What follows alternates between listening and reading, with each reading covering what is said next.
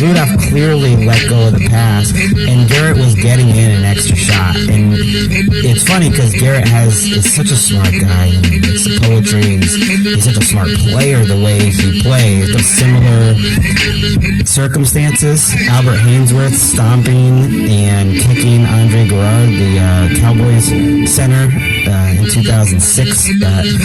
An early shift to get to. And, we've got some wild things to talk about because this game was secondary. We'll get to the game in a bit. It was largely forgettable. Big win for the Browns. But the last 10 seconds in which Myles Garrett threw Mason Rudolph to the ground and then wound up taking his helmet off and hitting Mason Rudolph in the head with the helmet is obviously something we've never seen in NFL history. We're trying to think of similar circumstances. Albert Haynesworth stomping and kicking Andre Garrard, the Cowboys center, in 2006 comes to mind. He was suspended 5 games for that. But it was about as ugly as it gets, and the immediate thought is, can't Browns fans just enjoy anything? And then what is the NFL going to do with Myles Garrett? Yeah, I think we both mentioned the Albert Haynesworth thing to each other, and then I think, to me, it also reminded me a little bit of that West of this playoff game debacle with the Bengals and Steelers just losing control at the end of the game. In this case, it's really, Marquise Pouncey will be suspended, but it's really hard to blame the Steelers for much of this. They lost 2 receivers to helmet-to-helmet hits from an undisciplined Browns team, and then Myles Garrett just lost control. He went outside of his body, it seemed like. He hit Rudolph late on the play, which I don't think should be lost in what happens, because immediately fans say, hey, Rudolph was grabbing for his helmet, he was trying to take his off, as if he was starting. First of all, it doesn't really matter if that was true and he started anyways. But Garrett knew what he was doing. It's 8 seconds left in the game. Rudolph clearly let go of the pass, and Garrett was getting in an extra shot. And it's funny because Garrett is such a smart guy. He writes the poetry. He's such a smart player the way he plays. But he has a reputation of getting in those little extra shots. Like, he has a little of a reputation among players or broadcasters. It's like he pushes the envelope. And you like that sometimes as a player, but I don't know or as a fan, but I don't know what it was in this case that he felt like he had to get that extra shot, and then what happened, and he felt like he had to take Rudolph's helmet. And I don't think there's anything you can really do to explain it. It's just a question of whether we see him again this year, and everyone immediately after the game is saying we can't see him again. There's nothing you can really do to explain it. It's just a question of in this case, it's really, we're trying to think of similar circumstances. His center in 2006 comes to mind. He was suspended 5 games for that. But it was about as ugly as it gets, and the immediate thought is, can't Browns fans just enjoy anything? And then what is the NFL going to do with Myles Garrett? Yeah, I think we both mentioned the Albert Haynesworth thing to each other, and then I think, to me, it also reminded me a little bit of that West of this playoff game debacle with the Bengals and Steelers just losing control at the end of the game.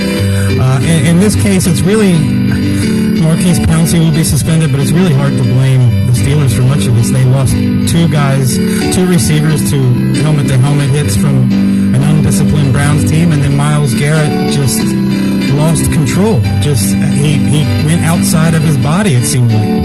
He hit Rudolph late on the play, which I don't think should be lost in what happens, because immediately fans say, hey, Rudolph was grabbing for his helmet, he was trying to take his off, as if he was starting. First of all, it doesn't really matter if that was true and he started anyways. But Garrett knew what he was doing. It's 8 seconds left in the game. Rudolph clearly let go of the pass, and Garrett was getting in an extra shot. And it's funny because Garrett is such a smart guy. He writes the poetry. He's such a smart player the way he plays. But he has a reputation of getting in those little extra shots. Like, he has a little of a reputation among players or broadcasters. Just like he pushes the envelope. And you like that sometimes as a player, but I don't know or as a fan, but I don't know what it was in this case that he felt like he had to get that extra shot, and then what happened, and he felt like he had to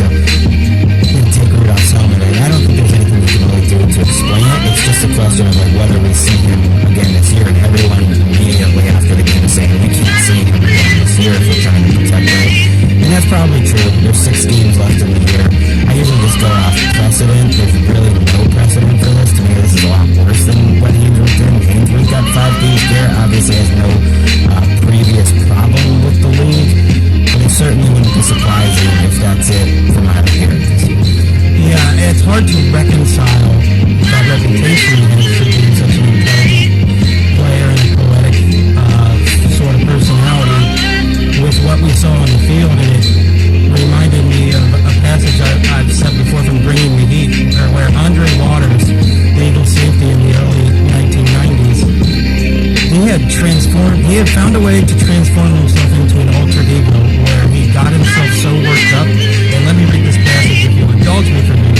This has got things underlying. I mean, it was underlying long before tonight. He just had it ready in case it didn't happen. When Andre suited up to play, he was no longer Andre Waters, the loving Christian gentleman who greeted callers on his answering machine with gospel music and a sweetly intoned "God bless you." He was someone else's overman, someone known to him and his teammates as the Dre Master. And he talks about making sure he doesn't lose himself in that dark fantasy when he goes there during the game. Right now, and this is the last passage I'll say on it, just one sentence. To Andre, the division between real self and Dre Master is so complete, he's startled when real people in the real world confuse the on-field antics with him. And I'm not trying to excuse what Myles Garrett did. I'm just trying to shed some light on how a person off the field can be one way and on the field just lose himself in the moment like that. It was almost like he just lost total control of everything and was enraged and in a fury. You hear players talk about that all the time. I mean, some players do it in kind of a funny way where, who was it that says he's Batman? Right. On the field. But you hear it say it all the time that it's almost like a flipping switch. And I've also talked to players who say you have to be a little crazy to play football. Most of the positions, like you have to have something in you that you can turn on and get in touch with the most, rugged, primal part of yourself, or else you're not going to survive. And Garrett, it's funny, was a beast tonight. Garrett was awesome. He dominated Villanueva, who's a pretty solid left tackle for the Steelers. I mean, he clowned him all night. The Browns' defensive line, largely because of Garrett, dominated this game. As bad as Mason Rudolph was, a lot of it was because he was under pressure and because the Steelers' offensive line was losing so much. That's not going to make the punishment for Garrett any less. And I think what the NFL will look at is what could have happened, which is just obvious.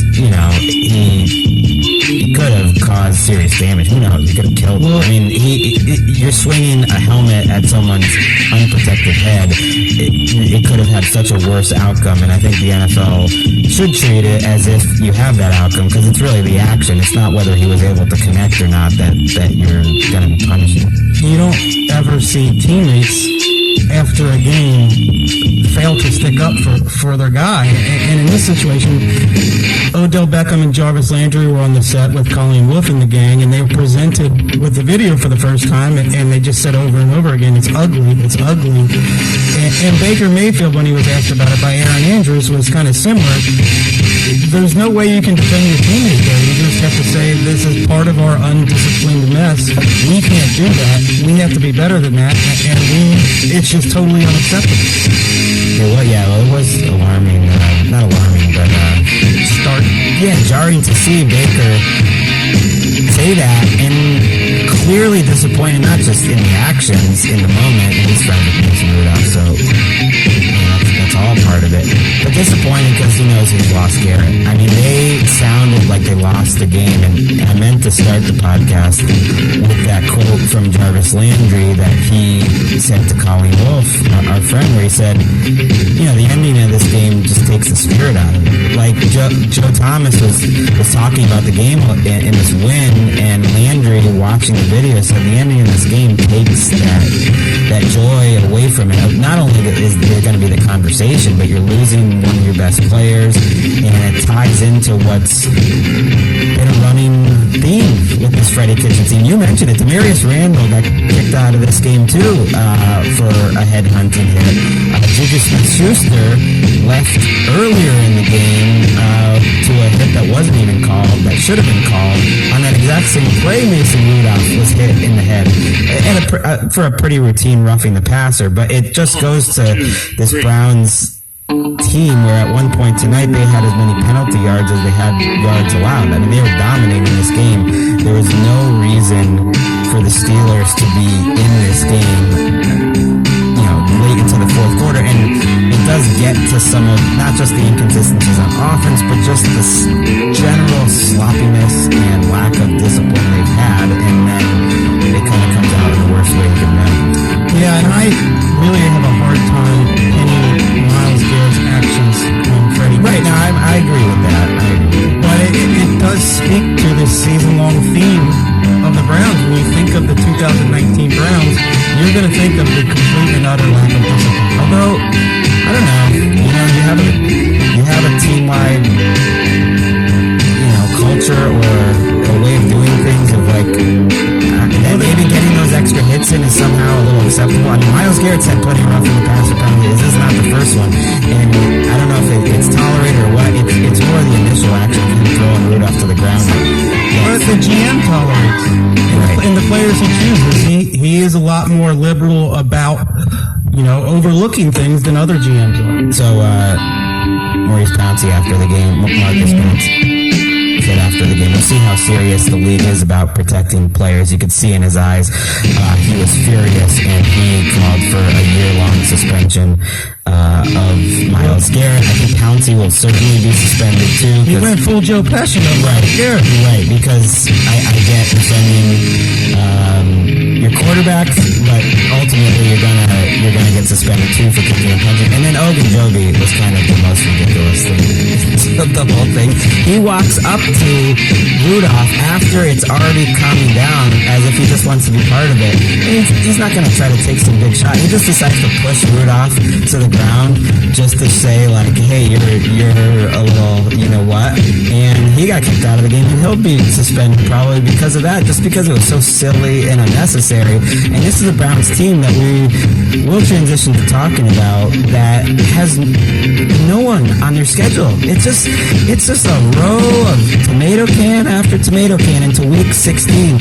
And not that they played lights out tonight, but they have enough talent that they can overcome the sloppiness. And sometimes NFL seasons are about the schedule. I feel like that it's almost... Mark has been looking for the stretch all season. And you know what? Mark's been on it. He thought they were going to start 2-5. Did they start 2-5? I think they basically did. And then he thought that maybe they'd make a run. And I think they could. And it's rare that it's that predictable, but now that we're 10 games in, it is this predictable. And sometimes NFL seasons really are about the schedule.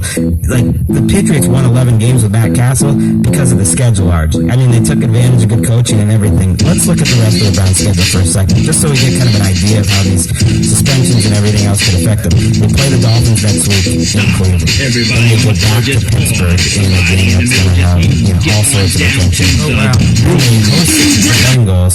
Then they're at the Cardinals. So the toughest game they have in the next 4 weeks is going against a Pittsburgh team that's led by one of the worst quarterbacks in the league, who just lost their number one receiver, Smith-Schuster. We'll see when he comes back. That just lost James Conner again after about a quarter or two.